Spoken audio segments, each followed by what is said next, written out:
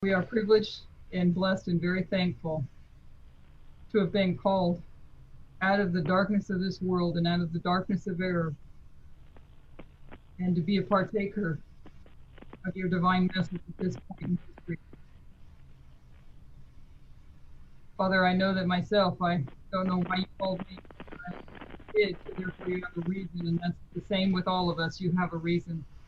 What I pray for each one of us, Lord, is that we would seek you, Father, daily, that we would purpose in our hearts to be wholly thine in all that we do, in all that we say, that we can become, Father, that group in Zechariah 8.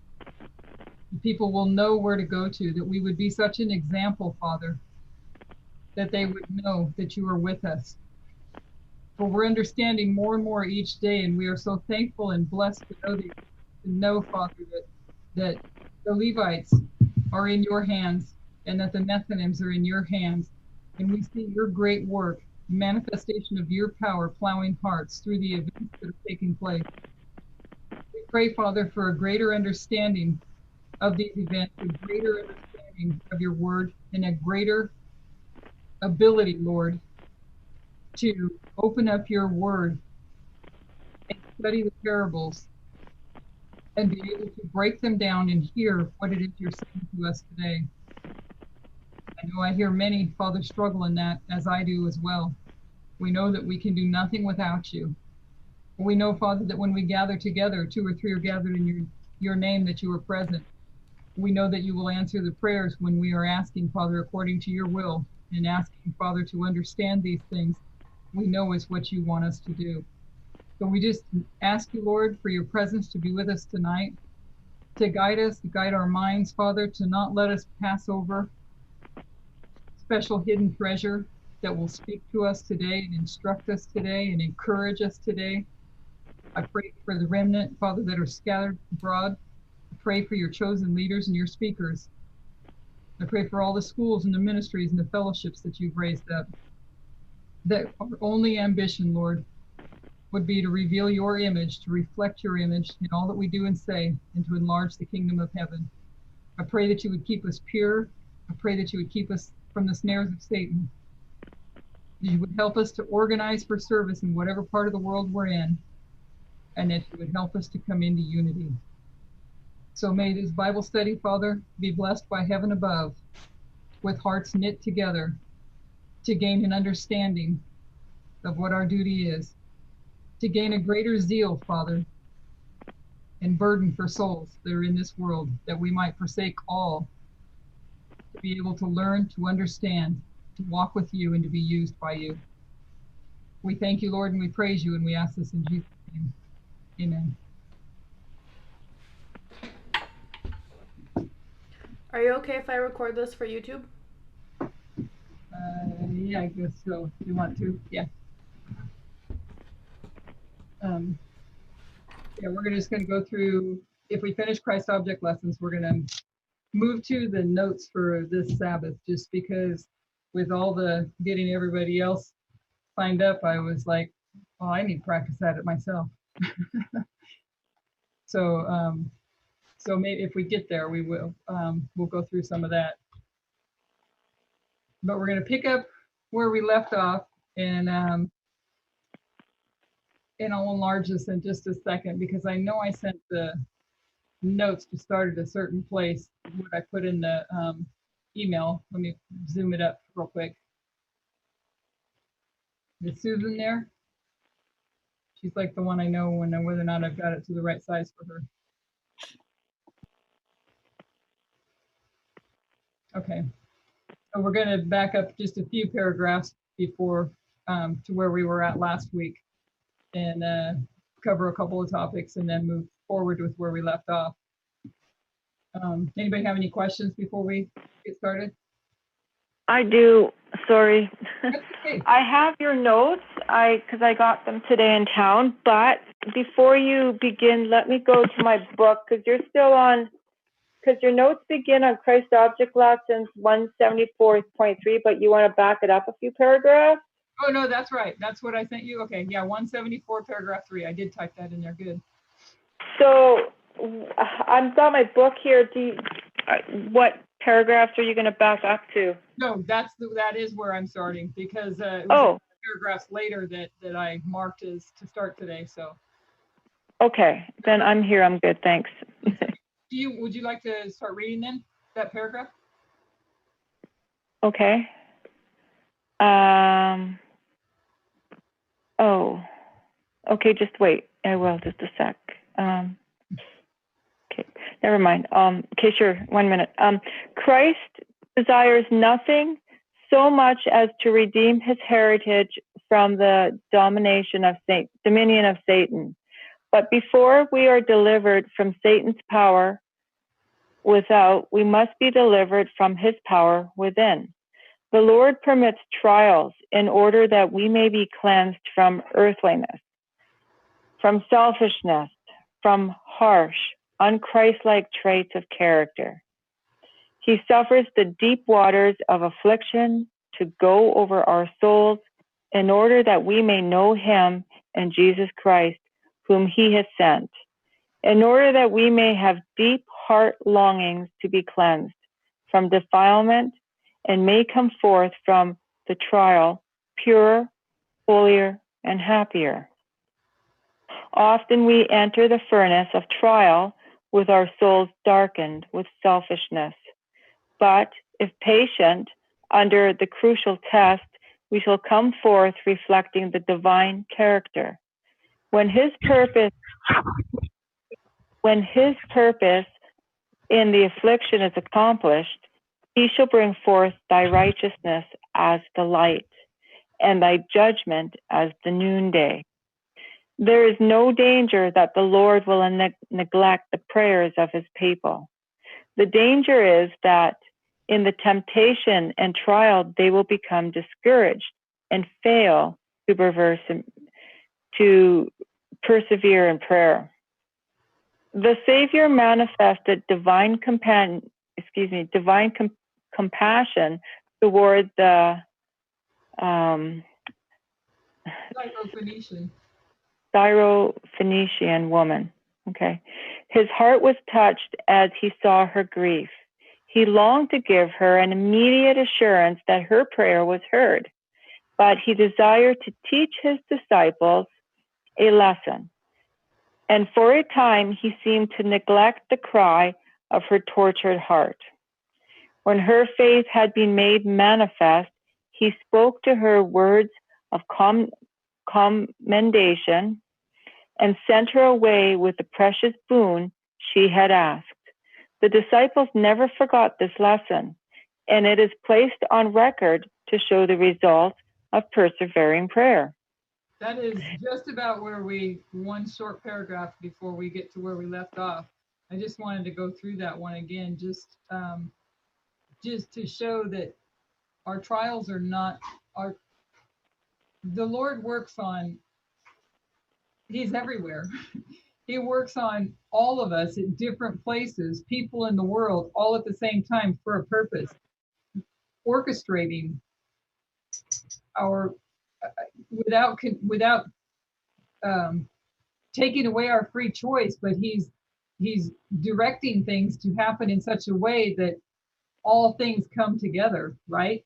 Isn't that what he's doing? When you look at the wheels with the wind wheels, it seem like chaos to Ezekiel, but he's working out all things together for good for those that love him. So all things are coming together. So here you are in a trial, tortured, desired to try to teach his disciples the lessons, but he seemed to neglect the cry of her tortured heart. So he's, according to what they're seeing, that he's neglecting her cry and allowing it to go on longer in order to teach the disciples a lesson. So it could be the very same thing for us, that while we're restless and anxious and impatient in wanting our trials to come to an end, it could be that he is working things out, that our trial is actually going to benefit somebody else. Does that make sense? Mm-hmm.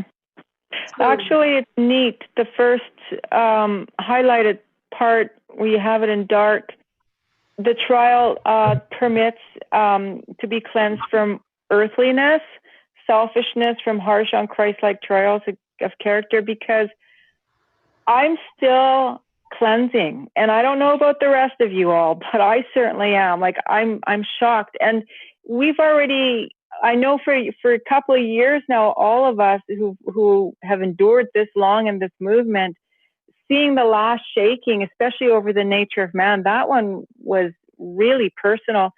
And we're searching our hearts and put away every defilement.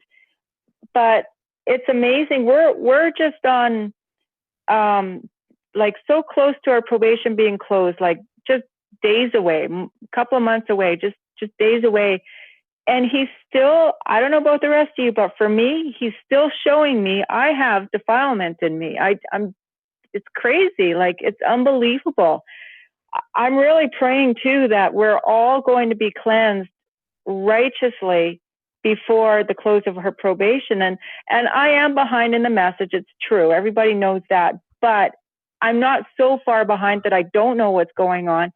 And I'm learning now that it's more of the prophetic message that's the close of her probation, not so much the moral aspect, because our probation does close at the Sunday law. I believe that's true, but I don't understand everything yet. I will get it soon. But anyways, what I've just read now has just given me a ton of hope because I've been down in the dumps for a couple of days now, and this has just kind of boosted me up. Because the devil, on the other hand, just wants you to murmur, complain about your situation and not give you any hope. But this, on the other hand, gives me some hope here. If that makes any sense to anybody. I don't want to just talk and take up your time.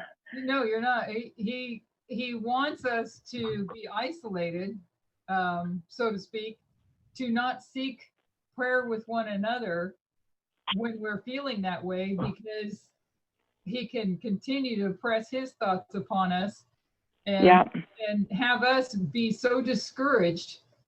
And it's at that time, we read it last week in previous paragraphs, it's at that time when he is closest to us. Yeah. Well, I'm isolated. I'm extremely isolated right now, and I see it. But good news, I'm not going to be isolated this weekend. Good. I can only take so much. Yeah. Do you want me to read that last highlighted paragraph? Yeah, and then I'll pick up on the next paragraph. It was Christ himself who put into the mother's heart the persistence which would not be repulsed. It was Christ who gave the pleading widow courage and determination before the judge. It was Christ who, centuries before, in the mysterious conflict by the Jabbok, had inspired Jacob with the same persevering faith and the confidence which he himself had implanted. He did not fail to reward. Amen. Because we read that one last week too, and I just thought that was really amazing that it's him that puts that courage, him that puts that determination in us. And I know that, and Adriana probably remembers this story, but back when I've shared it some with my experience with my kids, when just in the process of them slowly drifting away in the way that their lives went, that I had those 3 weeks of just terrible darkness of feeling Satan's presence, literally feeling his presence, and as if he was speaking to me out loud, and I know he wasn't, but the thoughts that I was having, I know were him. And I don't know how I knew that, because this was a long time ago. I didn't know nearly what I know now, but he was telling me, or I want to say the impressions I had going on, was if I was being told, come on, give it up, go be with your kids, just go live life, have fun. You know you want, you know how much you love your kids, you know how much you did for them and how bad you want to be with them. Just go be with them. Just go and enjoy. And it was, I mean, it was real. You know what I'm saying?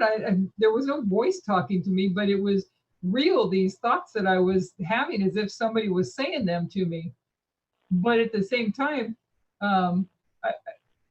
during the course of that time, I'm pretty sure it was Adriana that reminded me of a book that many of us have read before, that prayer book, one of the ones by Roger Morneau. And no sooner did you get that book and start praying those prayers, this very same day that darkness lifted. So it is Christ that puts that courage, that determination. Heavenly angels are there to impress our minds as well, to encourage us and impress our minds as we go through these dark trials. It's us that are maybe can be dull to hearing and discerning what is going on. I can't say that I had the discernment of what was going on, but I can look back and say, I know that there was two powers vying for me at that moment or in those few weeks, especially in that moment. But when that darkness lifted, when I stood up off of my knees from praying, I stood up and I did say out loud. I remember saying that, telling Satan he was not going to have my kids, and that I was going all the way and he wasn't going to stop me. That my kids were baptized in the name of the Father, the Son, and the Holy Spirit, and he knows where they're at. And even if they don't come back, I am going all the way. And I felt so strong after that. So angels are with us. They're the ones that are doing this, and the Holy Spirit is doing this for us to help us through these times. But when you get that dark and that discouraged and feeling like you just want to beat up on your own self because you failed over and over and over again, don't forget that your Heavenly Father is right there by your side, and he knows the trial that you're in. He's working all things out for good. So I just want to go through that again. Okay. So let me move that out of the way. Okay. So Jesus, who dwells in the heavenly sanctuary, judges righteously. His pleasure is more in his people struggling with temptation in a world of sin than in the host of angels that surround his throne. I was pondering over that. You grasp that? And what is his pleasure? And we might be able to find various things in that, but I know that what I was led to was back to Isaiah. What is his pleasure? So his pleasure is more in his people struggling with temptation in a world of sin than in the host of angels that surround his throne. Thus saith the Lord, saith of Cyrus, he is my shepherd and shall perform all my pleasure. Even saying to Jerusalem, thou shalt be built, and to the temple, thy foundation shall be laid. So what is his pleasure? According to this verse, at least. I was thinking it's the fact that the people are going through something that the angels aren't going through. We're struggling to make a choice between good and evil. And it seems like it's God's pleasure that we are fighting against the evil, even though the temptations are still there. Yeah. Maybe. Yeah. And, but in the verse, in this particular verse, I don't know if it applies to that same statement that Spirit of Prophecy says, but what is Isaiah saying his pleasure is? It's the temple being built. Temple. Yeah. The foundation, the temple being built, Jerusalem being built, and the foundation being laid. That, if I'm understanding that correctly, it says all my pleasure. That's his wife, isn't it? Huh? That's his what? His wife? The church? Yeah. The bride. And we're also a temple. It doesn't say that in here, but I don't know if you want to take it to that level or if that's the level you're talking about. But we're a temple. And once all that rubbish is cleaned out of us, we're a pure and holy temple. Yeah. That houses the Holy Spirit. And I do know, I couldn't direct you to the right ones, but I think actually Tess says it in Canada as well, that for anybody that followed along the School of the Prophets classes a while back when it might have even been France, I can't remember, but where Parminder did a lot of the classes on the bride, who is the bride. Mm. But the bride is not the people. Did I say that right? The bride is not the people. We are not the bride. We're the guests. The people are the guests. Yeah. But we're also the church. So he was explaining the difference, I think, between that. Individually, as a person, we're a guest, but as a whole movement, we're the bride, isn't it? The whole Jerusalem, the New I don't know. Jerusalem. That wasn't what I was getting out of it, but I need to go back and listen to those ones again, because if anybody remembers where that was said recently, I think I've heard Parminder and Tess both say it. And if Tess did, I think it was maybe Canada. If anybody remembers it being brought up. Sounds like Canada. In Canada? Yeah, I have to go back and find it. So if the church isn't the bride, then who's the bride? We'll all have to go back and review. I'm pretty sure that's what I remember is the new city is the bride, all the people together there. And on an individual level, we're just guests, I thought. I don't...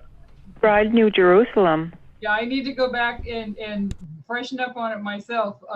But I remember there being the distinction different than what I thought. And so I definitely need to go back. If anybody remembers where that was said, email me the link, because I'd like to go back and remind myself. Send me the link too, please. So, because I didn't follow along all the classes when he went through it. I probably heard them all. I think it was in France.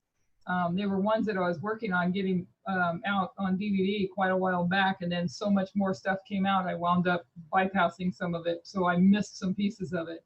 But I heard both her and him here recently saying it. So, but I need to go back and review it myself. So if I remember right, it was from a specific Ellen White quote where she is talking about both, and it sounds contradictory. Yeah. Because my uncle brought it up to us to prove to us how ridiculous Ellen White is. And we read through it, and we thought we saw that there was a distinction.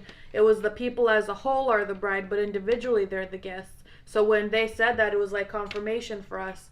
So I'm pretty sure that's what it was. But I mean, if you guys find it, I also would like to see it. Yeah.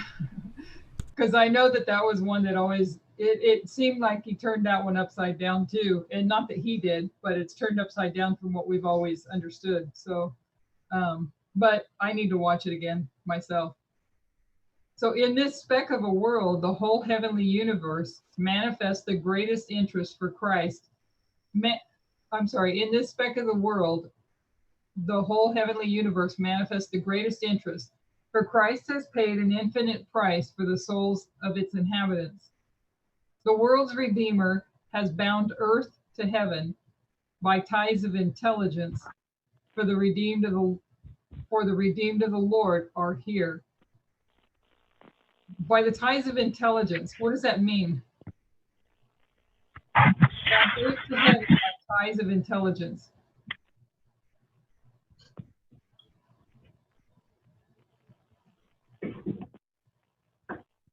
Nobody?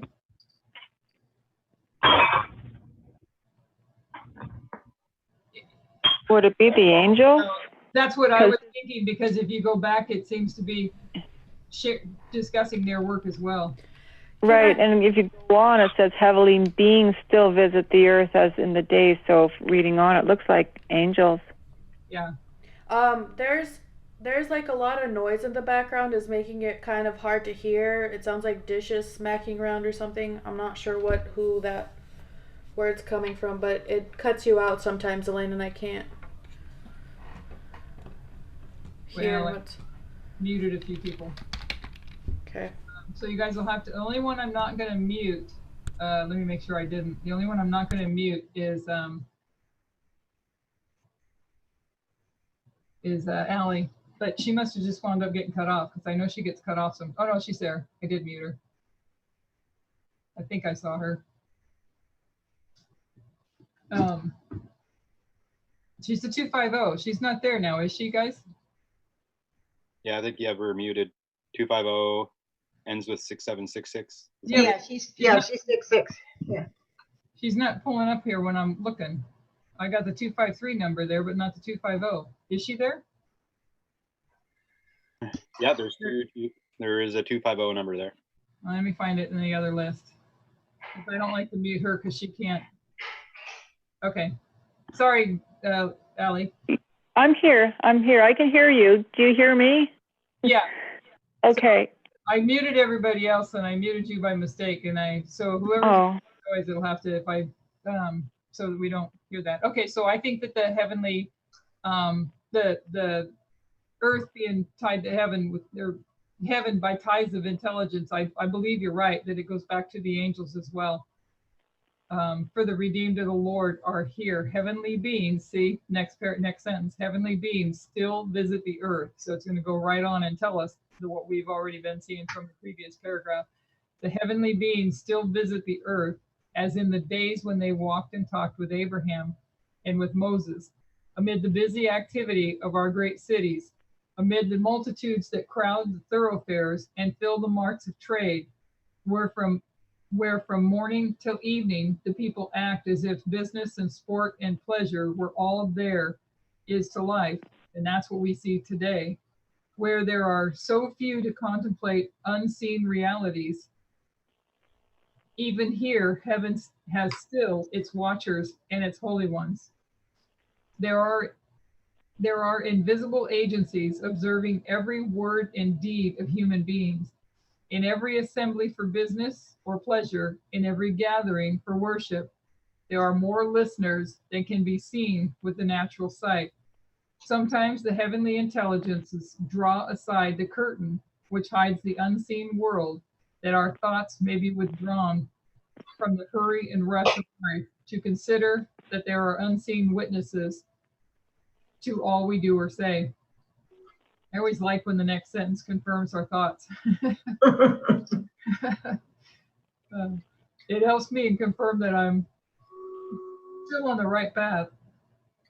We need to understand better than we do the mission of the angel visitants.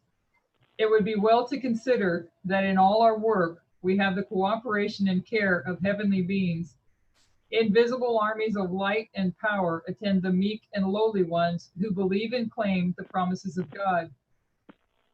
Cherubim and seraphim and angels that excel in strength, 10,000 times 10,000 and thousands of thousands, stand at his right hand, all ministering spirits sent forth to minister for them who shall be heirs of salvation. So when we think about Elijah, for instance, it was Elijah, not Elisha, wasn't it? That said, "Open your eyes," and there was all the angels around, and he saw the guy. I can't remember the one that was with him. Saw the whole heavenly host. Everybody familiar with that story? So there is a whole heavenly host that is here, walking among us, and there are times where they do. We know they take on human form and are among us, and that they are helping us every step of the way. And the more we come in, I guess, grow, I don't know if that's the right word, grow in our Christian walk, in our experience, and especially at the place we're at in time now for us in this movement, the more we believe that, the stronger we will gain. I don't know who that was, but I don't know who it was to mute. Okay.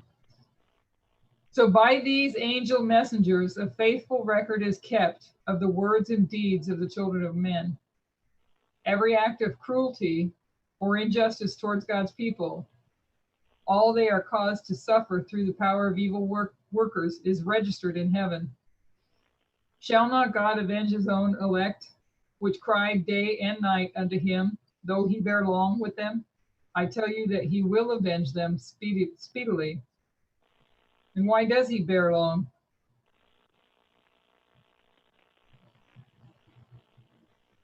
He is long suffering. Long suffering. That all the precious fruit would come in, right? So as we get impatient through our trials, our impatience is saying, let us all go home, even if those people aren't ready. Do you know what I'm saying? And so what we need to be praying is that he get us ready and help us to bear along with our trials while the work is being done to help others. And if we think about what we've learned in this message here in the last year, and just in the last 6 months, and even as in the last few months, that not having had the message right, that we're doing a work in our own strength. We're doing our own work and we're doing it in our own strength. And some of the things that were said in Canada were very clear that we did not have a message to give them. And if we were giving it to them, we would cause them harm. And that I found that actually really encouraging, but not I don't know if encouraging is the right word, but to just realize the power of God and his grace and mercy for us, our pathetic selves, crawling our way through this process, making mistakes all along the way, while he's guarding people from us causing harm to them. And the mercy that he has for us while he is in other ways. And I think I said this before when it comes to the reform lines, the plowing, the early rain, the latter rain, and the former rain, the latter rain, etc., that when you realize what the Levites plowing is, it's not us giving them a message. And I've asked the question before, what plowed you to get you here? Can I say something really quick? Yeah. Because my mom and I have been talking about this a lot this week, and I think there was for me, I realized I was looking at the fifth line of Tess wrong. That ship isn't a sign of it's holding together. It's a sign of it's falling apart soon. It started long ago, but it is soon about to crash completely. And I thought it was interesting the point she made that what made the people on that ship turn to Paul and believe him is when they saw the ship breaking apart, because he warned them it would happen. So it's like the Levites are going to turn to the priest because they're going to see the Adventist church falling apart. And it's not because we gave them a message. Yeah, it's because they see that the Adventist church is getting so worldly and so caught up in all that nonsense. Because that's honestly, isn't that what pushed us here? We saw what was happening in the church, that it was wrong. Yep. That's what we saw. And when you think about on the external side of that, when you see what's been going on in the news the past few days, well, pretty much there's something every day, but especially the past few days with the comments that Trump made about those 4 congresswomen. And I was thinking about it because when these kind of things come up, the Republicans, depends on where you read your news at, I guess, but the Republicans, not many of them will speak up one way or the other. They don't defend him. He's got his ones that go out there and defend him all the time, it seems like, no matter what. But not many of them are defending him, but they're also not condemning him. And I thought it was really interesting, and it ties to this particular chapter in one of the previous paragraphs, that years ago, I worked for Nordstrom a long time ago.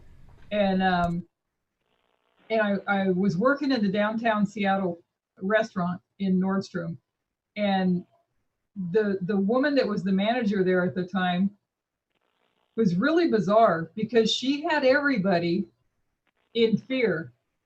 It was the most bizarre experience. And I can look at it and see how it relates today. Everybody was in such fear. Nobody would say anything about anybody, about anything that was wrong. And nobody for years knew who this woman had in her back pocket that she got away with the things that she did.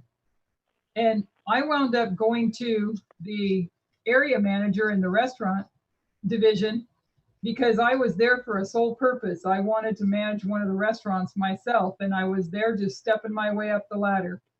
And I asked him if I could be transferred to another store. And he said, he asked me why. And I explained to him, he already knew that I wanted to be a manager and I wanted to get to California in one of the stores that was going to open up. And I told him that I wanted to have the opportunity to learn under different managers so that I could pick up different skills from different ones. So then he asked me, well, how are you getting along with Luz? which was the woman's name. And I have to admit now that was a lie when I answered. I said, oh, good. I had learned that anybody that said anything against her wound up disappearing. I mean, I watched it happen. And so there was this fear that went around and nobody would ever say anything. So taking that to Donald Trump and the Republicans, many of them, I would imagine, are too fearful to say anything because they don't want to break apart the Republican Party. They know they don't want to be Democrats. So their only choice is to support the Republican that is in office until, going back to a few paragraphs before we went through last week about that sharp contrast. The people of this world are going to see when the church triumphant is lifted up, they're going to see a sharp contrast. Then they'll be able to see. For now, they're seeing a gray area, but they're going to be able to see. So taking it to the Republicans, they're seeing all these things happen, but they're not really connecting. All of them are maybe not connecting everything that's happening. But so externally and internally, there's this division. So like Sister Adriana just said, that what brings them in is they start seeing the bad things in the church, just like what brought us to where we're at today. So same thing with on the outside, the Republicans are going to have to see where this is leading with the Constitution before some of them will step up and stand for the United States and the Constitution versus standing up for their Republican hat. Does that make sense? Yes, amen. Elaine, I would like to relate something to that. And it's definitely true about Trump and the fear that others might have of him because he's a very, very strong personality. But I saw a YouTube video today, and it was done today by Trump, and he was on Fox News. And it was under the heading of Trump delivers remarks on religious liberty. And he was surrounded by at least 20, maybe 30 people who were all people of different countries and have been persecuted and have family members that have been put to death for being Christians. And he was totally subservient with them. He gave every single person the opportunity to speak about their experience and what they're going through and what country they were from. And this was representative of quite a few people around the world. And each one made their remarks based on their experience. And one of his right-hand people was trying to hurry him up because he said something about his helicopter was waiting, and Trump just told him that would wait, that he was going to hear every single person who had something to share. And what was leading up with this was a pastor that he knew that put this together and this whole meeting. His name was Pastor Brownback. And no religion was mentioned. It wasn't about religion and what church you're in. It was just about religious freedom. And I just thought that was very interesting, where he is coming from right now, at least showing this. And for what purposes or motives, I can't judge that, but it was interesting that he told each one of these people that spoke that with his connections with their country, that he would speak about this to whatever country that they're from, whatever relationship he might have with government officials in whatever country. But it was like South Korea, it was China, it was North Korea, it was Vietnam, it was, really, it was pretty much the communist world, and Iran, the Muslim world. And so yeah, if you have a chance to see it, it's very informational to see this and his character revealed in this. But maybe email it to me if you would. There was a lot of articles. There was so much going on today in the last few days that I was struggling today to even focus on work. And all of you got a mistake email. And Yeah, exactly. So I'm sure it's still there. It's on YouTube. So, and it was, but it's amazing to see the external, we've been learning this a lot, but the external events are going right along. But that's the same thing that's going to happen in the church. The church is going to have to see for their own eyes. People in the church are going to have to see for their own eyes and understand, like Adriana said, that the ship is breaking apart. And it is still one ship. But what does everybody remember? What holds the ship together until Sunday law? Ropes. The cord. The word is rope. Yep. And what is a rope? What is a cord? Lines. Lines. It's the line upon line that is holding it together, and to get it just all the way to shipwreck.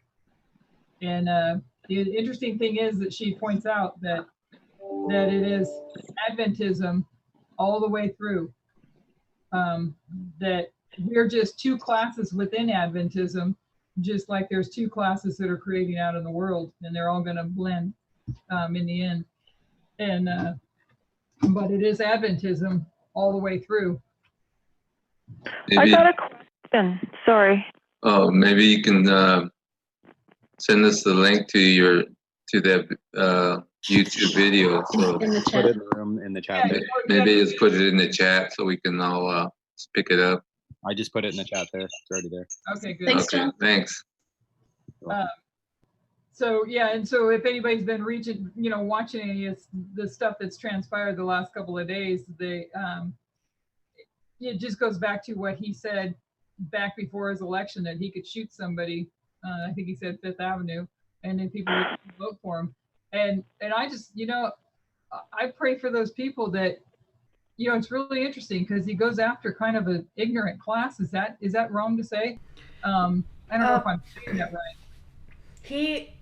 If you saw, there was a press conference where those 4 women spoke about what was happening. Yeah, I saw that. Yeah. And they were saying that he's trying to distract from the immigration camps in the South that are happening right now and all these issues that they're trying to vote on. So he's trying to loop whoever he can to distract everyone from those situations. And people that are, I don't know how to say, I'm only thinking because I know there are some intelligent people that seem to follow him as well. But I'm thinking about, I guess it's bad of me to say, but I didn't come from an educated background, so I'm going to just put it out there. I've got family members that follow him, and you see people just get, and I saw this way back with in the beginning of Fox News and CNN, that I wasn't a Christian, so I didn't really realize what was going on, but I could tell that they were polarizing people to one side or the other. And if it weren't for somebody like Bill O'Reilly, I might have been, deceived a little longer into that. But because he was so despicable to me, it was very eye-opening to me that these people are getting paid millions of dollars to go out there and spew their opinions. And what they do is they rally up people that have similar attitudes and beliefs. And then eventually it comes to, you find yourself cheering a person on who is immoral, speaking despicably about people, and getting away with it. Now, I don't know if anybody, I did not email this one out because it was a Facebook one. I did share it with Adriana. I shared it in Messenger. It was a video clip of 1993 of Donald Trump. And if I understood it correctly, did you watch it, Adriana? You sent it to me, I think, as well. Yes. About the Native Americans and casinos. Yeah, So I watched it today.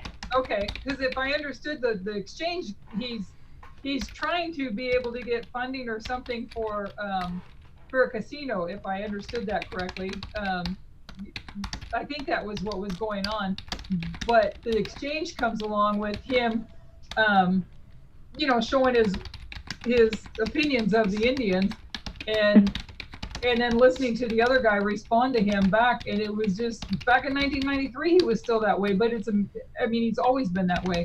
So people that are following him and they're just thinking it's all okay because they think what he's doing is, I was reading some of the comments on some various things that they don't necessarily like what he said, but hey, he's doing a good job for the country. In other words, as long as you do a good job for the country, it's okay to be whatever you want to be and act however you want to be, do whatever you want to do. And it's like, hello, we need to stop and think, how did he then accomplish these great things? You know what I'm saying? He's accomplishing these things by being a bully, among other things.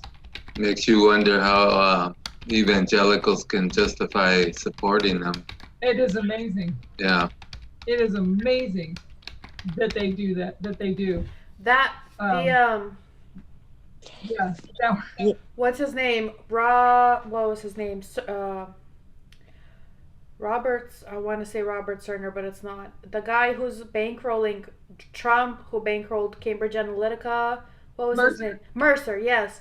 That guy, I'm telling you, he is at the source of a lot of Trump's shenanigans because Trump as a president doesn't make that much money. That guy is funding him. And since that guy is the leader of the Christian right, I think he is the one who's feeding Trump what he needs to do to get those on his side. That guy is really important. Yeah, I've seen that. I still can be kind of stunned to realize that. I know that. Well, I guess it goes down to Babylon has fallen, right? We're going to go give the message that Babylon has fallen. And if the behavior of the Protestant church, which is modern Babylon, the Protestant churches, so the behavior of them is to support that behavior and be behind that behavior and give their endorsement, etc., to that behavior. If that's not a clear signal that Babylon has fallen, do you know what I'm saying?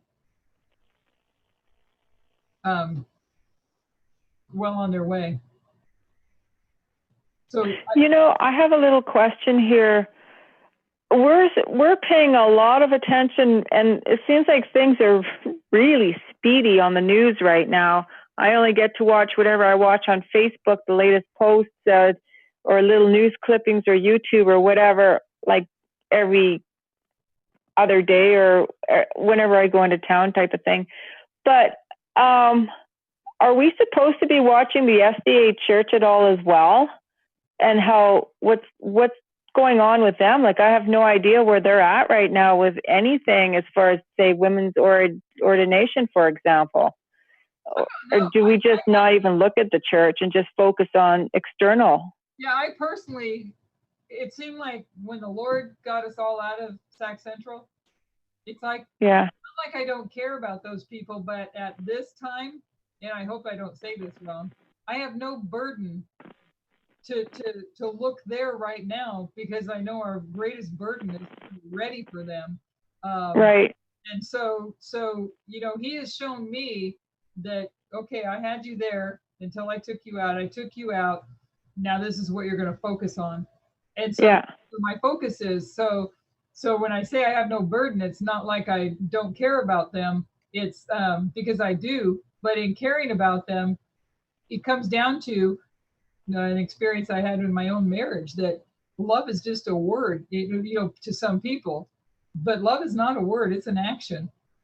And so if we really want to help those people, then we must forsake all ourselves and everything and have him help us to know and remove every defiling thing that is in us so that we can be prepared as vessels fit for his message and vessels fit to be used in his service, so that's when they're going to be ready for us. Do you know what I'm saying? I do. I was just wondering, and that's a good answer. Yeah. Because I got a burden for the church, but I have zero desire to go to church, period. Since baptism, at least, learning from all of you guys and the testimonies, it just confirms I don't have a desire to go there for my reasons. I'm not saying for other people, but I was just wondering if we're, my question anyways, but that's good. Well, I think at this Yeah. time to go there, knowing what we know now and knowing that, he brought people to us, Christine and Francisco. Um, Hmm. I didn't go to you, right, Christine? Um, Tony was around from the beginning. We Adriana, got caught in your wake. what? We got caught in your wake. Yeah, that's right. You got caught in my wake. And Tony was around from the beginning. Adriana, well, we all kind of already were knowing each other and interacting somewhat together. And I had an immediate burden to share this. That was back in 2013. I had an immediate burden to share this with those that I was, knew and close to and stuff. And Adriana was friends with my daughter, so she'd come around every now and then. We'd always get engaged in a Bible study, and it would all be good. And so we just kind of banded together and understood it. And that was the Lord's work. That wasn't any one person's work. That was the Lord's work on each one of us. So He gathered us together into this, and He says He's brought us through this far, that we've not had a crisis going thus far. And pray that it stay that way and we continue to go forward. But He's the one that's doing it. So to go to the church now at this point in time, and I'm not saying do or don't, because everybody's different. Everybody's got different convictions at this point in time as well. But to learn the message, to be prepared to give it to them when that time comes, when they come to us, because they still will come to us. But for those that do, because I know there are some here that still have that opportunity, that are in there and have nowhere else to go. That's a whole nother problem for some people. If there's no place else to go, then you be there. If that's what you're called to do, be there. I know I was there until He took me out, so be there. In me, I just always had a one-track mind. Even though I was there, my mind was on learning everything I could about this message.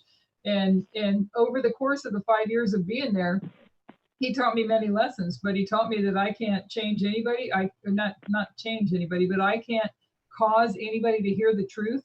He showed me through many failures that I can't cause anybody to get it. It's all His work. Christine and Francisco, Adriana, myself, Christina, and Tony, and Victoria and Susan. It's all His work that has done this. So He can bring them to us. But if we are still there and that's all we have, then we can reflect the image of Christ. And they need to see a difference in us, so that when that time comes, because that could be the very purpose He still has some of us still in a church, that image be seen in us, so that they know where to go. They know we're doing something different. They know we're studying things that are different. They think that there's problems with us because of it or what have you, but that's going to be part of their plowing, to know when they see the ship breaking apart, they're going to come and start asking questions. Does that make sense? Mm-hmm. Okay. So cast not away therefore your confidence, which hath great recompense of reward.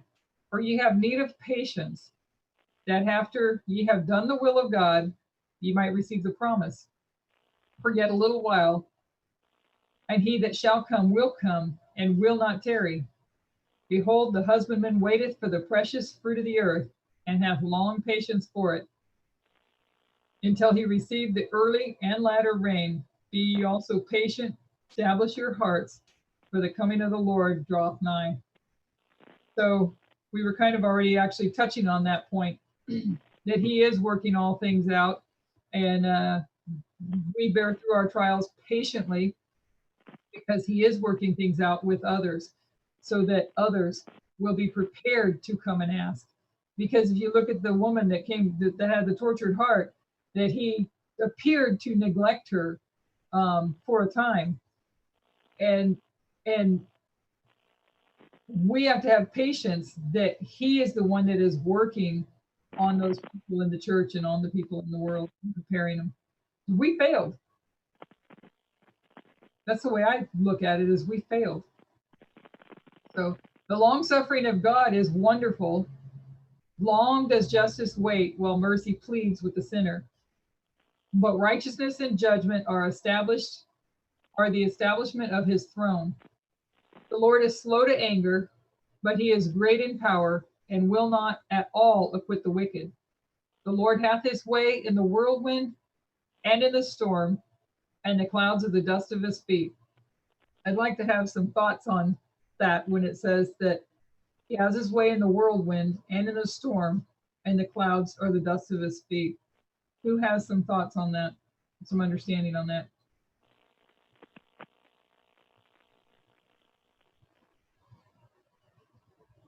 Nobody says anything. Well, we'll leave that one for things that we need to think about. Because in this context, I wasn't sure about the clouds, because we know the clouds, and in the previous paragraph here, we're talking about the early and the latter rain, right? What does it mean to acquit the wicked? Acquit. When you're acquitted, It means guilt. The charges are dropped against you. Yeah. So great in power and will not at all acquit the wicked. So no charges will be dropped on the wicked. They are charged and guilty as charged, right? Right. With the whirlwind, his way with the whirlwind, and in the storm and the clouds and the dust are his feet. I was always thinking of the footstool. It says the dust of his feet, the footstool. Libya is his footstool in Daniel 11. What verse was that? And whirlwind, I don't know, it's probably totally different meaning. But anyways, I don't know what that sentence means at all. Comes to my mind that place where he says that I will come to you like a whirlwind. This is in Deuteronomy when the punishment for mistreating widows and orphans. And the storm doesn't, the storm related to the four winds of heaven? Storm and strife? The whirlwind, isn't that what comes from the north? Kind of, that's what I was thinking too. Like, I don't know if I'm applying that right. Rome is the whirlwind, right? Yeah. Elijah was also taken up in a whirlwind to heaven. Yeah. Mm-hmm. Yeah. And same with Philip, when he was transferring from one area after baptizing the Ethiopian, taken up in a whirlwind and put in another area. Does it say whirlwind, or does it just disappear? Oh. I know what you're saying. I just didn't remember if it says whirlwind there. Okay. I could be wrong. The world has become bold in transgression of God's law. Back to, he's not going to acquit the wicked. Because of his long forbearance, men have trampled upon his authority. They have strengthened one another in oppression and cruelty toward his heritage, saying, how doth God know? And is there knowledge in the Most High? But there is a line beyond which they cannot pass. The time is near when they will have reached the prescribed limit.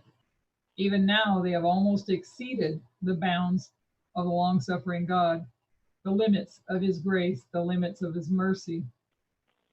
They have almost exceeded. The Lord will interpose to vindicate his own honor, to deliver his people, and to repress the swellings of unrighteousness. Going back to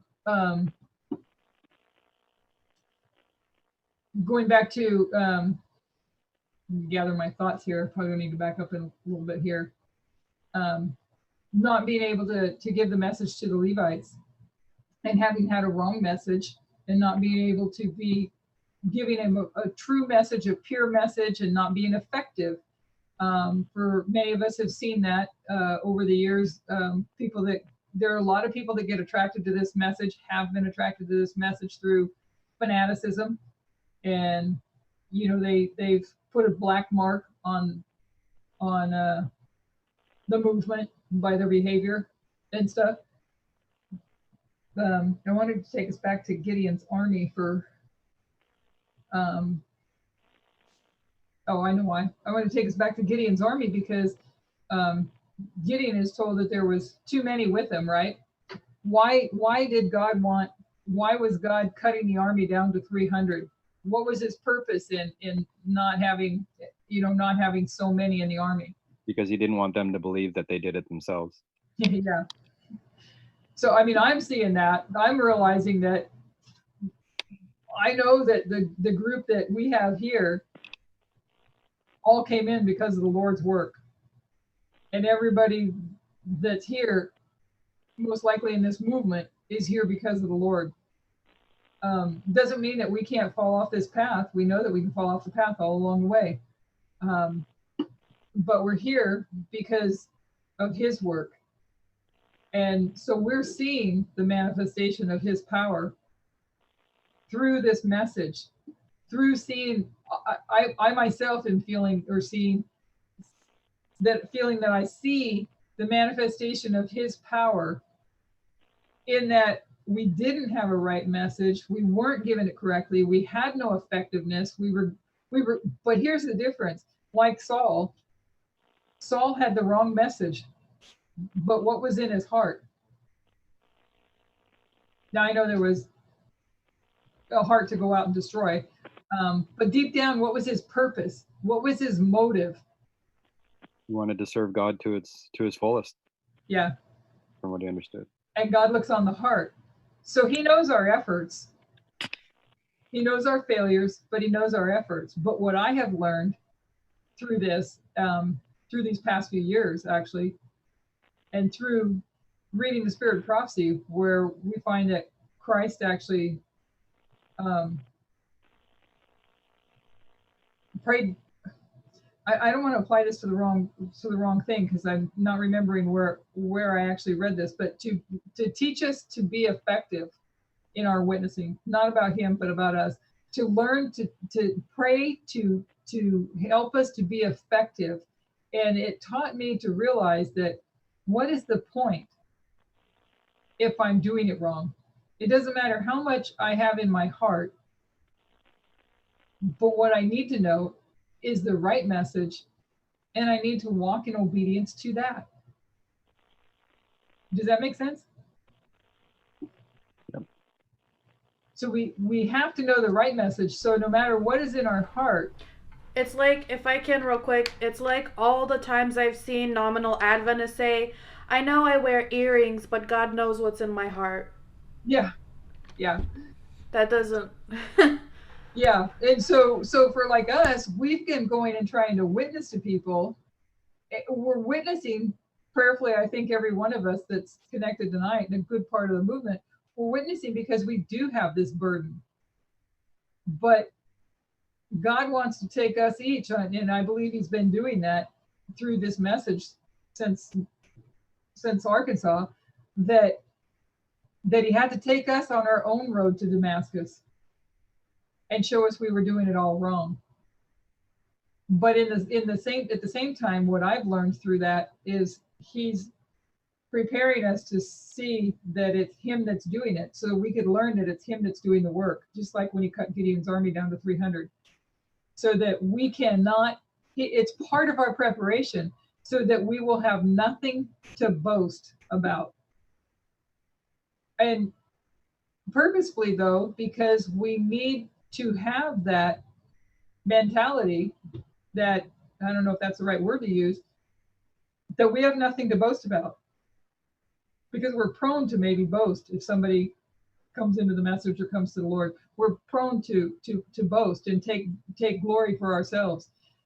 And to me, what he's showing me is it is his work, and he's the one that's working with power on people's hearts. So he will interpose to vindicate his own honor, to deliver his people, and to repress the swellings of unrighteousness. In Noah's day, men had disregarded the law of God until almost all remembrance of the Creator had passed away from the earth. The iniquity reached so great a height that the Lord brought a flood of waters upon the earth and swept away its wicked inhabitants. This is going to take us back to it was early on in the chapter about Christ. Here draws a sharp contrast between the unjust judge and God. For those of us that were on the study a couple of weeks ago, because I think we've been doing this for 3 weeks now, So this sharp contrast, until they come to see that sharp contrast, many people don't see. And it goes back to the story of alcoholism that I shared a while back, that until I had to live through the experience of an alcoholic husband, I saw alcohol, and whether or not you label somebody an alcoholic, as a gray area. And what I was shown is that now I know all the signs, but alcoholism can go from that gray area into black and white, make it clear. And that's what people are needing to see. That's what the Republicans are needing to see. They don't have the courage that they need to take a stand against him, because to take a stand against him is to take a stand against their party and all the thing their party stands for and believes in. Just look at the times you try to say anything, any of you that have tried to say anything to anybody about Donald Trump. Don't they just automatically think you're wearing a blue hat? Red hat. So, huh? Oh, I said red hat. But No, because they think you're for Democrats, so blue hat. oh, I see what you're saying there. Yeah. But I was going to mention, because you were talking about Gideon's army, and someone mentioned about women's ordination earlier, and now you're talking about this external. But last October in the church, in the conference church, they had a vote for the comply document, and it was a majority rule that they were going to force these churches in regards to women's ordination to comply. They made a document to comply, and in the same month, in this tiny movement, a female comes out with the midnight cry.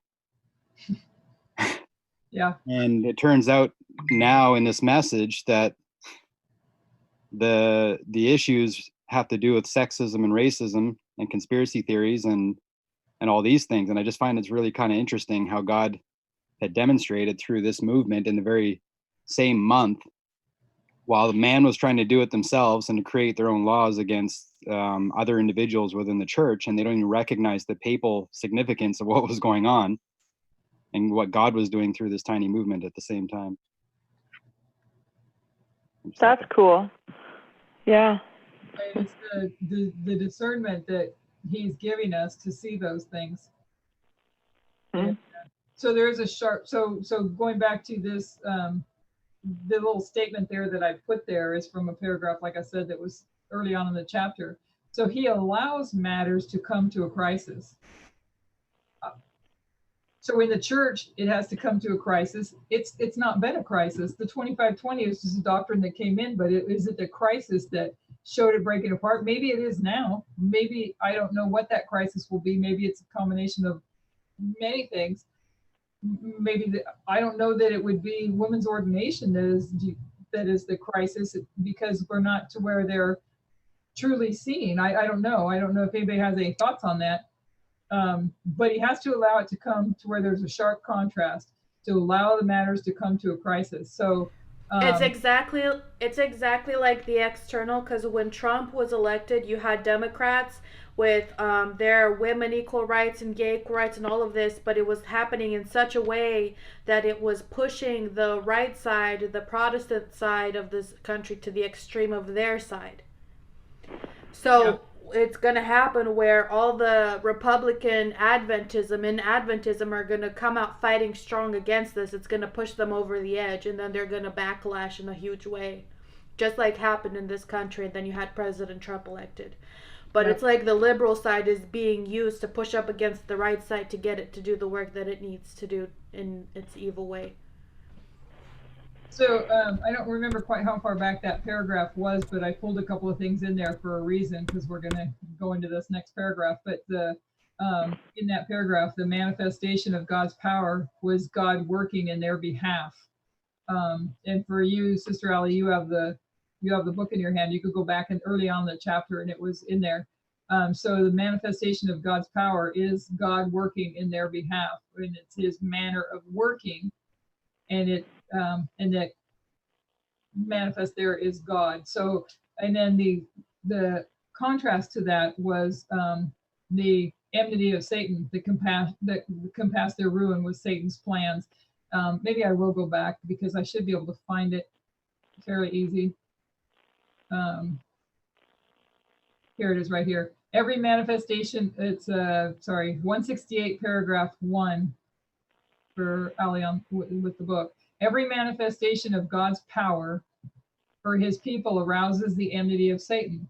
So you have an A and a B, if we remember how Adriana was sharing what she learned from Brother Aaron, that every manifestation of God's power for his people arouses the enmity of Satan. Every time God works in their behalf, so you're going back to A, manifestation of God's power is when God works in our behalf. Satan with his angels works with renewed vigor to compass their ruin. And that's his people arousing the enmity of Satan. So showing the compare and contrast in there, I was just pulling that down to this next paragraph that we're getting ready to go into. Find where I was at. From age to age, the Lord has made known the manner of his working. When a crisis has come, he has revealed himself and has interposed to hinder the working of Satan's plans. With nations, with families, and with individuals, he has often permitted matters to come to a crisis, that his interference might become marked. Then he has made manifest that there is a God in Israel who will maintain his law and vindicate his people. So in the crisis, he manifests his power. And it's him working on our behalf that will be the manifestation of his power that people will see as he is vindicating his truth. But it's not until there's a matter that comes to a crisis where Satan is seeking to compass our ruin. So the law is almost universal, equals when his people are oppressed and afflicted by their fellow men. Just reiterating what is here. So part A, part B, when the law is almost universal, when his people are oppressed and afflicted by their fellow men, the Lord will interpose. When is it that the law is almost universal? Close of Daniel 12:1. Yeah, Daniel 12:1. Because it's at that time where it's universal. And so I thought that was an interesting statement. So when the defiance of his law is almost universal, telling us that that's when his people are oppressed and afflicted by their fellow men. What does that say about, I mean, I don't know if anybody has thoughts on this, but what does that mean about right now? What does that mean about midnight cry? What does that mean about, the Sunday law when it begins? When are we oppressed and afflicted by their fellow men? Because it seems like she's linking that to when the law is almost universal, defiance of God's law.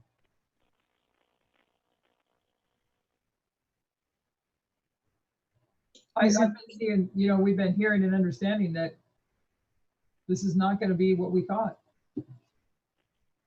It's prophecy that is telling us the point in time we are in history. He's already done all the miracles. He's done the mighty showings. Now what we're seeing is spiritual manifestations. And the only way you're going to see the spiritual manifestations is to turn to him, to seek him, to see them. And us, by studying his prophetic word, we know what is going on.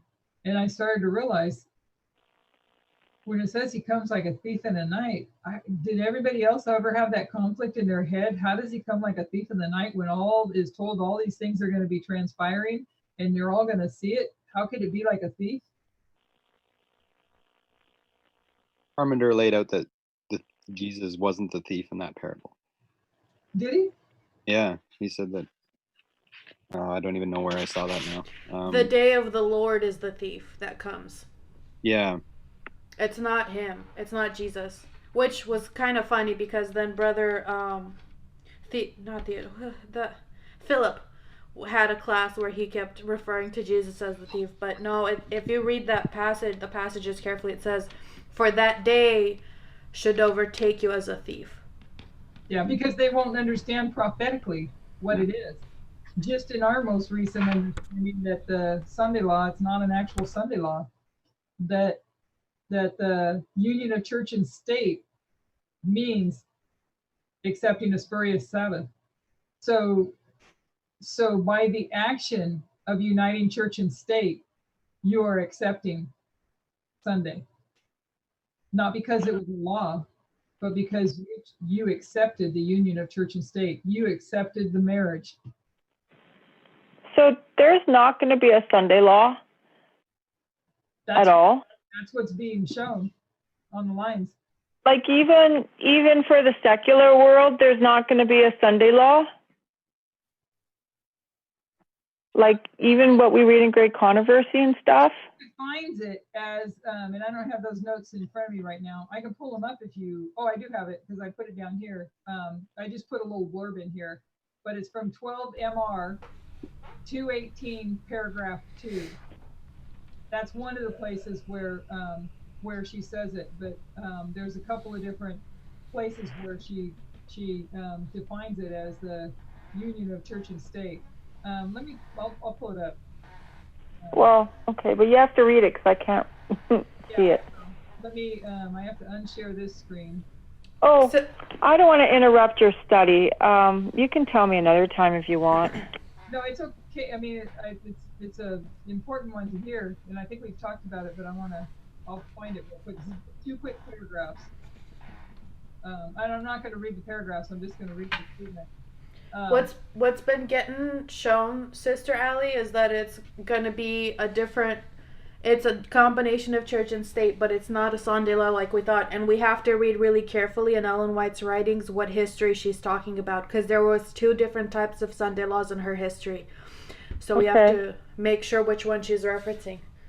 And what they've also shown is that, and I think it was in Canada where she was showing this, that in the Millerite history, there was no Sunday law. They didn't even know the Sabbath, right? Yeah. It was slavery in the Millerite history, and then in the second time, in the Adventist time, it was Sunday law. So she was, from what I heard, the way I understood it is that what's coming may not be what we think. It's not simply a repeat of the past. Yeah. And she also said very clearly that 2014 is the Sunday law. It is not a small Sunday law or preceding kind of, yeah. So this first paragraph was evangelism, page 227, paragraph 2. And I'm just going to read the sentence. I've emailed it out, so everybody has this. So I emailed it out a couple weeks ago. In presenting the Sunday question, comma, or the union of church and state, comma, handle it carefully. So if we're learning to be careful readers, the comma, she's defining, in presenting the Sunday question, she's defining the Sunday question by saying it's the union of church and state. Okay. And then go ahead. My other question then would be, like, of course I have to see these studies too, but what about the world? Like the world, the secular world, like Rome, like the papal power and all of that. Like, are they not, like, there's a spurious Sabbath, isn't that Sunday? And are they not going to enforce something, or is it still just church and state all the way until USA falls, speaks like a dragon, and then it goes into Haman's 10 sons type of thing? And every country of the world has a church and state separation, and there's no Sunday law. Is that what we're looking at? If what we're looking at from what she's saying, and I'm going to read the other quote here in a second, from what she's saying, it equals the union of church and state. So if this nation's going to speak like a dragon and cause all those to worship the first beast, they're all Sunday keepers. All Sunday keepers. So when you unite church and state, you're going against the United States Constitution, you're eliminating the freedom to worship according to the dictates of your own conscience. So you're losing your ability to keep the Sabbath if you're going to go along with that union. And so, Well, how do more Catholics come in and take the place of Adventists? That will just make them happy, wouldn't it? make who happy? Like, we have a statement from Sister White saying that, I'm not arguing. I'm really not. I'm just asking some questions because, you know where I'm at. I'm just so behind. But, and I don't know if you all have the answers for these questions, but you know, she says that Catholics are going to come in and take the place of Adventists. I'm Right. paraphrasing. I'm not saying it very well.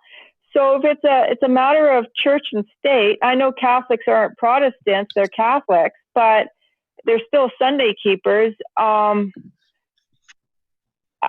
Okay. Well, I don't know. Maybe I'm answering my own question.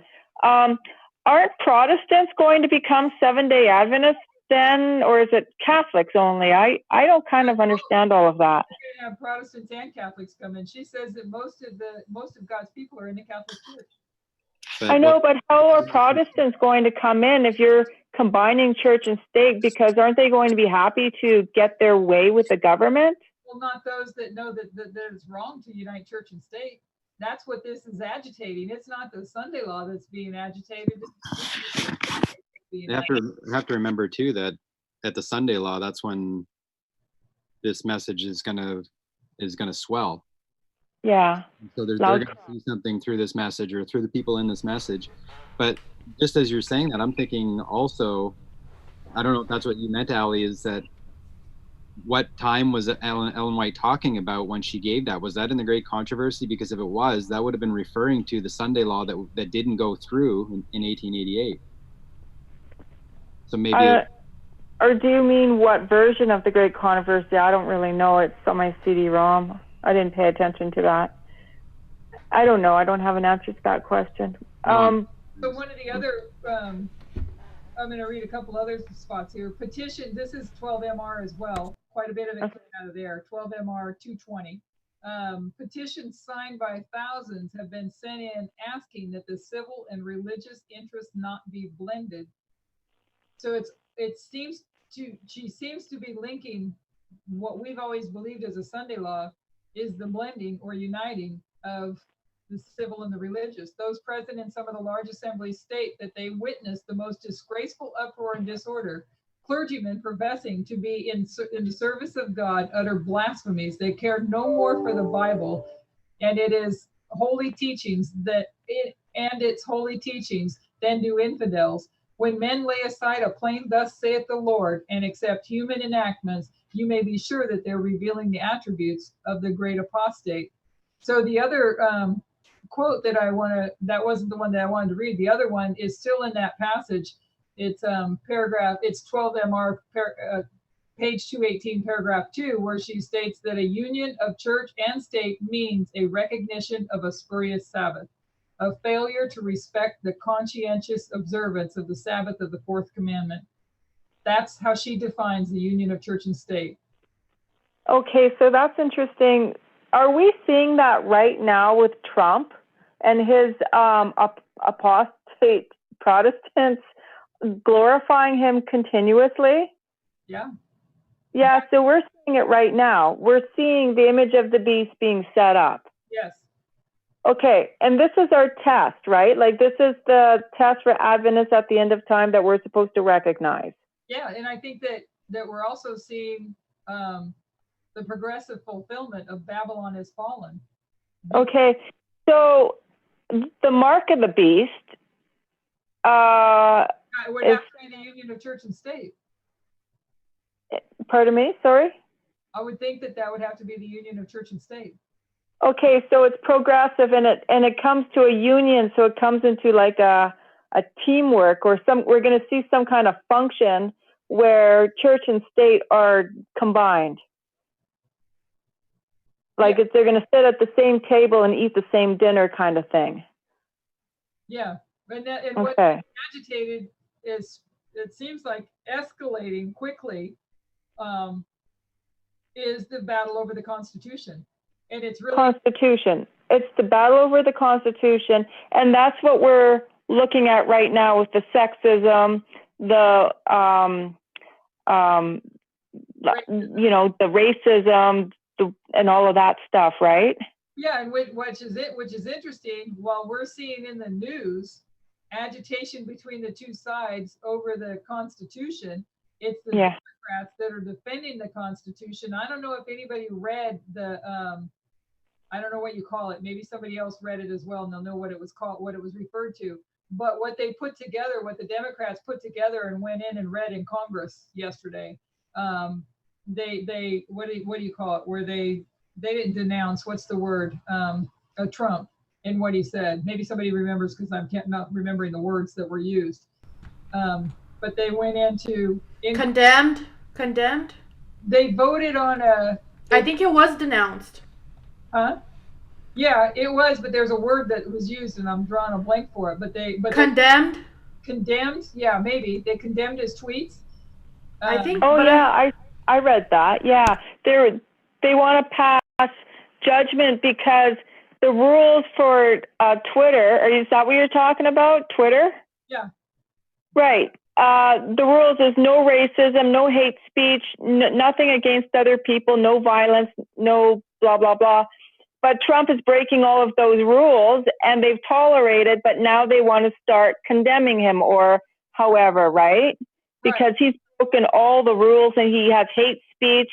He does violence. He does racism. He hurts people's feelings, and so forth. But there were many. Maybe somebody that's quick to look things up can look this up real quick. I just don't remember how to find it. But it was just a couple of days ago. It was whatever the article, whatever it was that the Democrats put together, and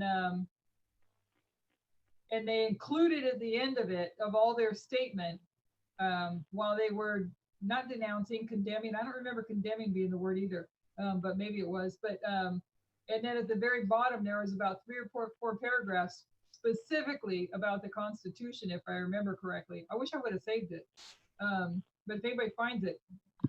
I'm looking at about 6 different articles, and they all say condemn. Yeah, yeah. The House Democrats introduced resolution condemning Trump's tweets. That's probably it. If you want to, I'll unshare screen. I'll know when I see it, if that was it. Well, this is kind of exciting because we're now seeing our final test. Is this our final test to recognize? Am I sharing? I don't know if that's the same one that I read. Let me put it up here so that. There's those 3, and then there's, I don't know, and then there's 3 by CNN.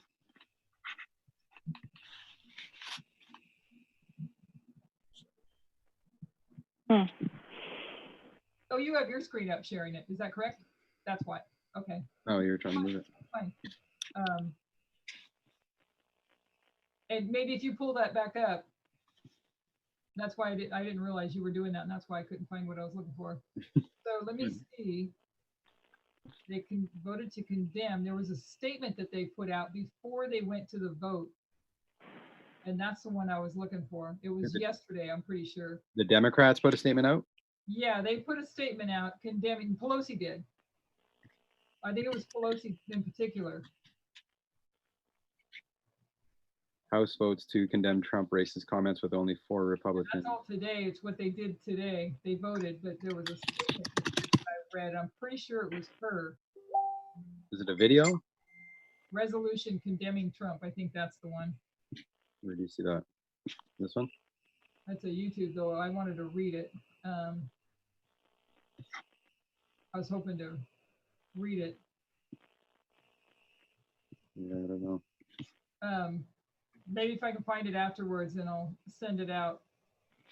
But yeah, she, and at the end, because it was her statement, and see if you can find that. It's got to be in there. It was a written statement by Pelosi. It was posted online 2 days ago, I think, or yesterday. But it's all about them defending the Constitution and saying that what he's doing is constitutionally wrong. And so the agitation of the while the Spirit of Prophecy talks about the agitation of the Sunday law, if she's defining the Sunday law as the union of church and state, then what we're seeing is the agitation of the Constitution and the union of church and state. Does that make sense? It does.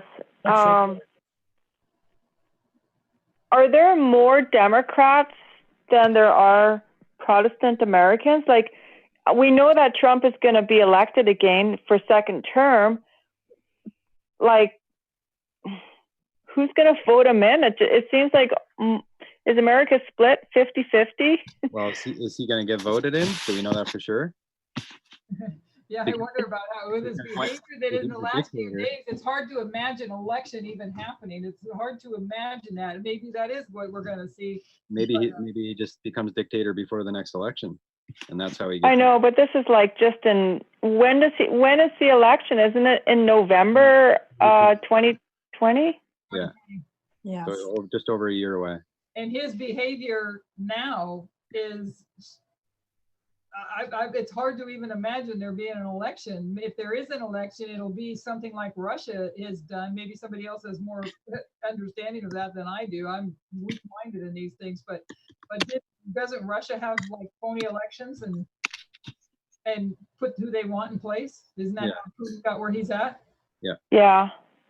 So, yeah, some of the things that he's saying, he is not backing down at all to that what he said was wrong. So they used a lot of constitutional language. She did, if I remember right, a lot of constitutional language talking in that statement that she made, and then they went and did the vote today. And, what vote are you talking about? Was it condemn? Somebody said it. It was condemn. Oh, okay. To condemn the racist tweets. And, so is he going to get fined or something, or kicked off of Twitter, or? Probably. They passed a House resolution condemning him. Yeah, I don't know what condemning, what the punishment is. Yeah, what that means going forward. Yeah, punishment. A resolution is like, they formally, goes into the record and all that they chastise the president or noted in the record that he's behaving badly, kind of thing. So in this paragraph then, in 178 paragraph 3, Christ's object lessons, where it says that when the defiance of God's law is almost universal, okay? So if the law is almost universal and the law is related to the union of church and state, then what does that mean? When it comes to almost universal, we're talking about the world, right? Yeah. So then the world has united with the church. But isn't that still to come? Yes, that's yes. But you had asked that question a little while back. What does that mean? Oh, okay. Wow, this is really interesting. And we can only see it through the methodology, and not just the methodology, but we truly had to keep up with the message as we. I know. I'm feeling condemned myself. Well, your responses are that it seems that you accept. I mean, I have spoken to some people in this message that have said, oh, no way. If I'm going to have to accept that there's not going to be an actual Sunday law, I'd have to throw out my Bible and the Spirit of Prophecy. So I tried sharing some of these quotes, and I don't know how that person is doing in this right now, but there are people that are having a hard time. But you sound like you're accepting what it says. That's what the Spirit of Prophecy says. She says a union of church and state means a recognition of a spurious Sabbath. They're one and the same. Isn't that what that means? They're one and the same? Yeah. So the time is near when you will say, come, my people, enter thou into thy chambers, and shut thy doors about thee. Hide thyself, as it were, for a little moment, until the indignation be overpast. For behold, the Lord cometh out of his place to punish the inhabitants of the earth for their iniquity. The earth also shall disclose her blood, and shall no more cover her slain. Men who claim to be Christians may now defraud and oppress the poor. They may rob the widow and fatherless. They may indulge their satanic hatred because they cannot control the consciences of God's people. That's the Mexico border right there. In a nutshell. But for all this, God will bring them into judgment. They shall have judgment without mercy that have showed no mercy. Not long hence will they stand before the judge of all the earth to render an account for the pain they have caused to the bodies and souls of his heritage. They may now indulge in false accusations. They may deride those whom God has appointed to do his work. They may consign his believing ones to prison, to the chain gang, to banishment, to death. But for every pang of anguish, every tear shed, they must answer. God will reward them double for their sins. Concerning Babylon, the symbol of the apostate church, double. We've always seen that as, help me if I'm wrong, double is because the Catholic Church was going to do what she did in the Dark Ages all over again. But this is Babylon. So you're looking at, that was Babylon, that the mother that did her work, and now the daughter is doing her work. And she's the daughter is the apostate church now. Yeah. And she's now Babylon. She's modern Babylon. He says to his ministers of judgment, her sins have reached unto heaven, and God hath remembered her iniquities. Reward her even as she rewarded you, and double unto her according to her works in the cup which she hath filled to her double. So she drank in that cup the blood of the saints twice. Is that correct? Or she will? I sometimes wonder, I mean, it almost seems like there's not going to be the big slaughter that we've always thought. Even at that, I don't know how that, what that means, but the Bible says there will be, like in Revelations, right? I don't know. Sometimes I wonder these days with everything that we're learning and how things are getting turned upside down. What came to my mind a week or so ago is the passage where she says the time will come when there is no more need for martyrs. I think. What is the context of that, though? Yeah, I know. Yeah, I know. That's what because I'm saying. if you, since I've been looking at the news lately with everything that's happening, I don't know if you understand this, but me and my mom immigrated to this country. We may be naturalized citizens, but to see how he's treating immigrants, it strikes a fear in you that you can't imagine. And in the South border, if you look at the type of situations that they have those immigrants in, where there's not anywhere to move, there's no room. It's like slaughterhouse conditions. It's gonna get only worse from here.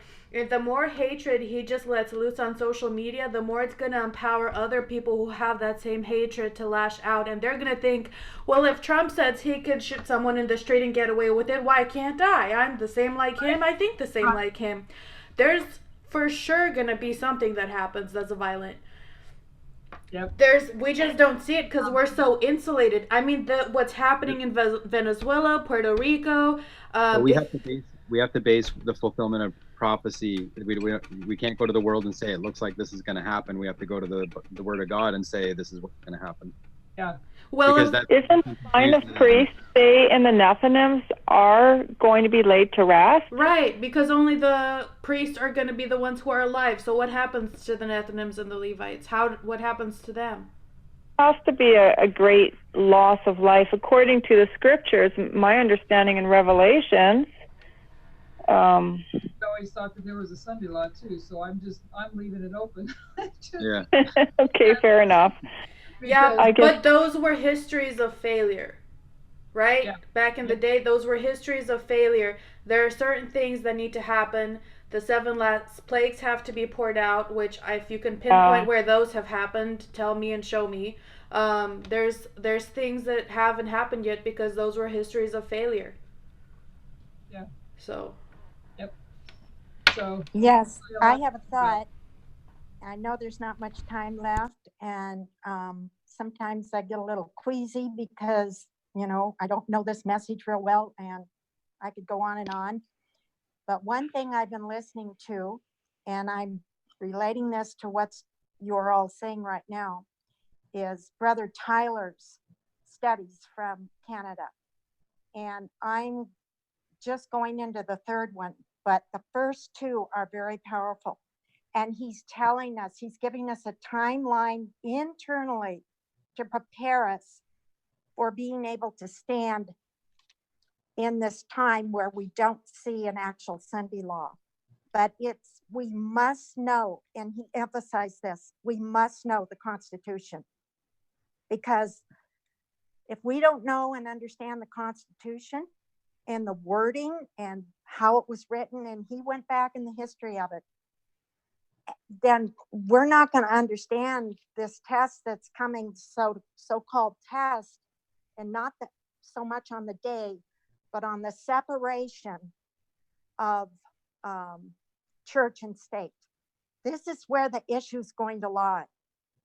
And that was the other thing he emphasized. He really made a point about that.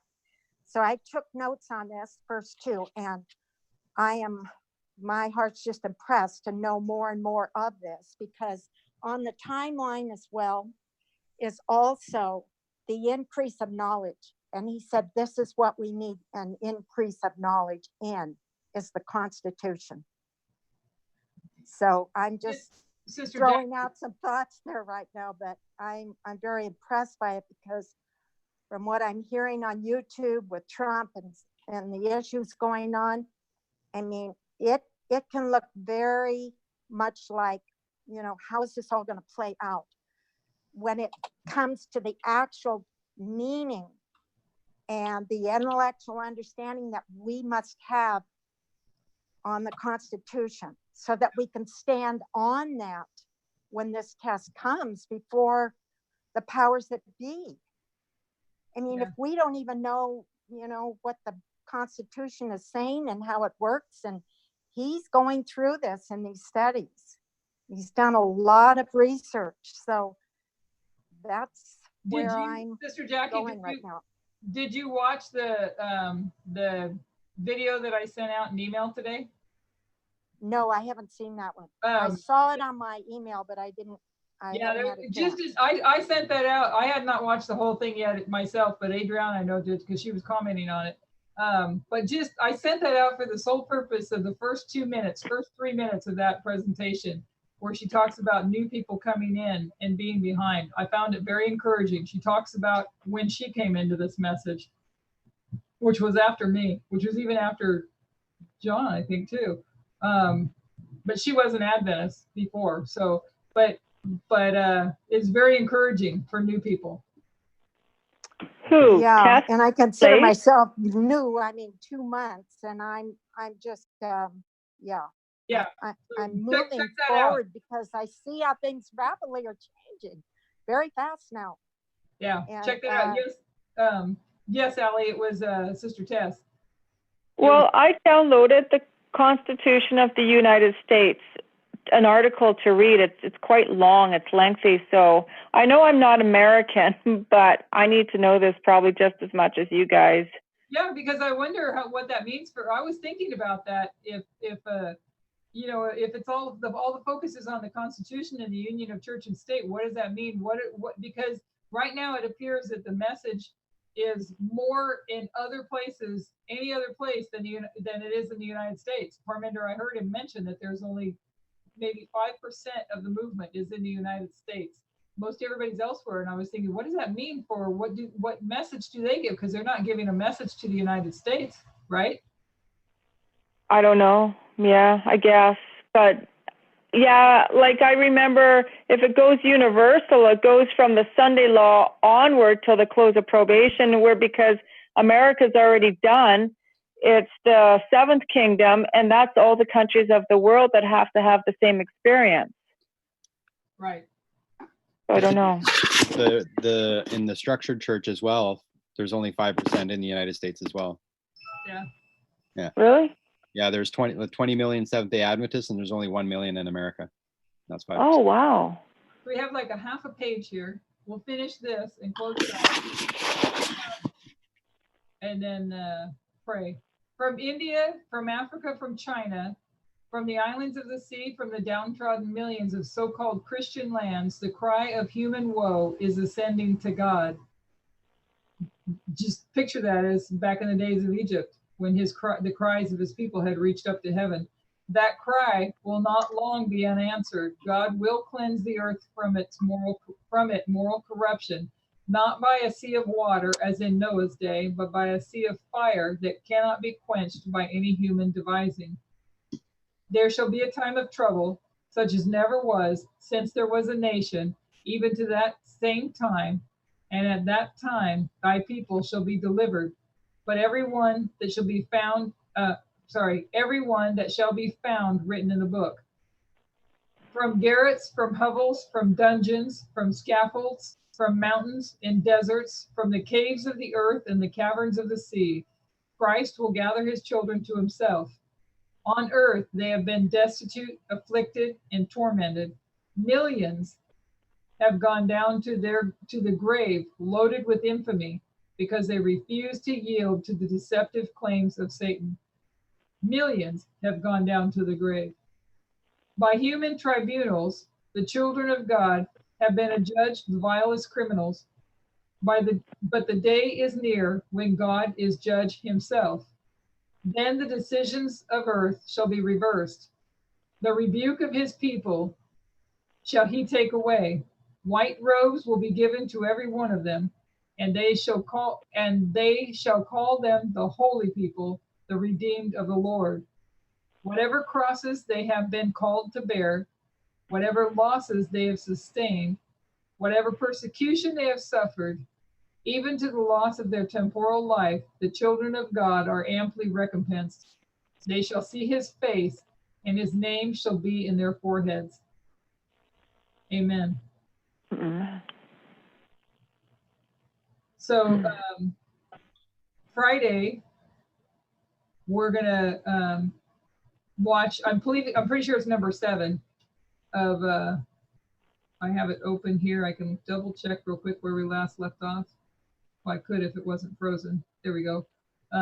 Yeah, it would be number 7 of the Noumea presentations. I'm pretty sure I'm not going to be able to have notes. If somebody is able to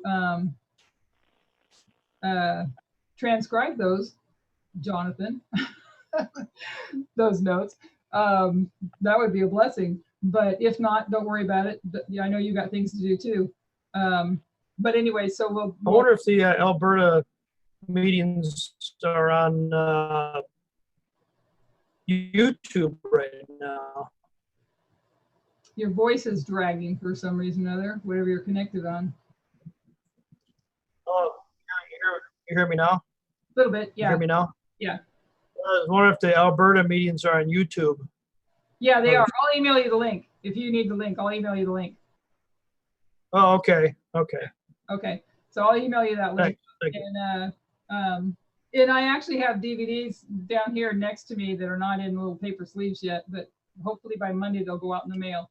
And I don't know for sure. I haven't checked. I was talking about this with John earlier, that the first DVD, I don't have any idea how this happened, but the first DVD that has the first 5 presentations, for those that are going to get the DVDs, it has the first 5 presentations for Tess in Canada. The subtitles are there. So for those that are transcribing, it's right there on the screen. And I don't know how that happened. If I can figure out how that happened, I'll try to make sure that happens all the time. So Friday night, we'll meet and do the number 7 of the New Caledonia, I guess is what it is, on the YouTube that says Noumea. So we'll watch number 7 and go through that. And then that's it. Does anybody have any questions, comments, or thoughts? Yeah, don't mail our CDs. Just bring them. We'll be there on Sabbath. Oh, that's right. Okay. I'll try to remember to pull yours out. I probably will, because I have to go through and there's a few that I have to pull out for various reasons. So I'll pull yours out too. Thank you for reminding me. And Larry, I'll probably do the same for you. I see you there too. I'll just bring them in. I have a quick question for everyone, because I didn't ask this before and I don't know if this was okay to do or not. Remember that website that I said that we made for the Monday and Wednesday night Bible studies to have like a category of them, but you could go back and get the notes and everything? The audio links have been on there and it's public. So Elaine was only sending the audio links out to everyone involved in the Bible study, but on that website it's public. And then tonight I've been recording the Monday night studies and posting the videos to YouTube, which is also public. So is that okay for you guys, or is that not? Because I should have asked for permission from everyone, I think. Okay with me. Okay. It's all right. All right. I don't know how I didn't think of that. You can It's give me okay, a 'cause robot I know voice. I asked somebody, whoever did the other night, I asked, who did the last one? Christine, I think I asked her. Because I've been kind of asking as we've gone along. Okay. But yeah, I only for my own self, I don't like hearing my own voice, but do whatever you feel you got to do. If it helps people, it helps people. Yeah, I hate the sound of my voice too, but when you have it helps a lot when you have notes on the screen and people are following along, and then the chat I show the links, so if people watch it they can see everything what we're doing, which is nice. Even all the questions, like I ask a lot of questions all the time, that's going to be up there too, huh? Yeah, is that okay? They're good questions, and I know you're scared to ask them, but you ask questions that a lot of other people have the same questions, so it is helpful. Well, I also interrupt all the time too. I'm horribly rude. I don't know if you know this, but that's what a Bible study is. And this is all being recorded right now, Allie, so they'll understand. Oh, okay. Yeah. Well, I just personally I struggle with putting my own self up there. I'd be happy to share somebody else if they were okay, but I don't care to share myself, so I leave that to others. But let's go ahead and pray.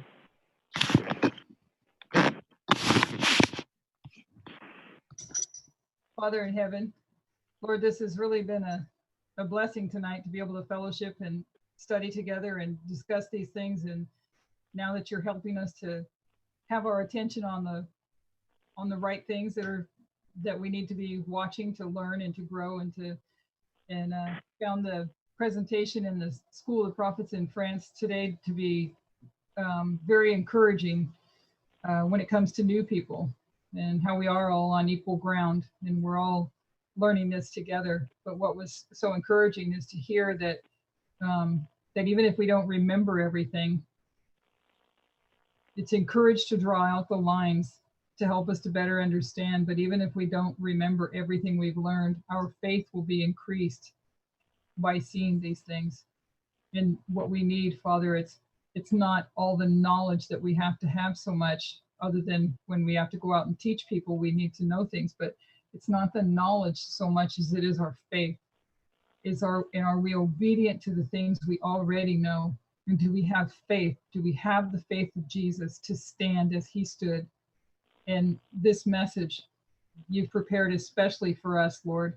You've saved the best wine for last to help us, Father. And we praise you and thank you for in the manner in which you've done it. And we ask your grace and mercy, Father, where we've been so slow and dull of learning and slow and dull of coming out of the things that we need to be able to even have the ability to study at this level. We thank you so much for the work that you're doing in us, and we claim the promise that he that began this great work in us will complete it unto Christ Jesus. I just want to praise you and thank you and ask for prayers, Father, for all the brethren around the world, and that we, Father, would come into unity. And I praise you and thank you that I see that organization is happening at a very different level and around the world. And it is just a blessing that we're all going to come into order. And I pray for each one of us to keep up with the pace. And I know that there's some troubling things said, and I know there's those that are worried about being behind. But God knows all of our intentions. He knows what hinders us, and he is going to help us along as long as we are faithful to that which we know.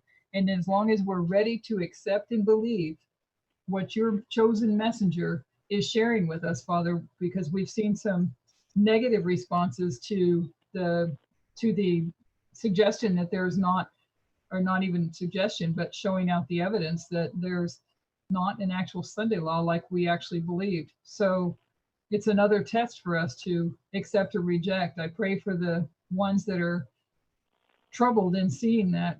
And I just pray for those that have not kept up. I pray for those that have not accepted the messenger.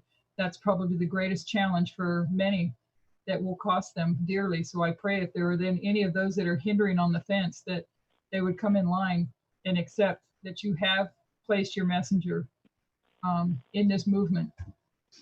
And you are in charge of all things. We thank you, Lord, so much for the blessing of being a part of this. And we pray for you to continue to lead us and guide us and prepare us, Lord, to be effective witnesses. Prepare us, Lord, to have the answers when they come and inquire. Continue to bless us with understanding that we need to prepare us for these coming days. We are so thankful. We praise you and we ask all this in Jesus' name. Amen.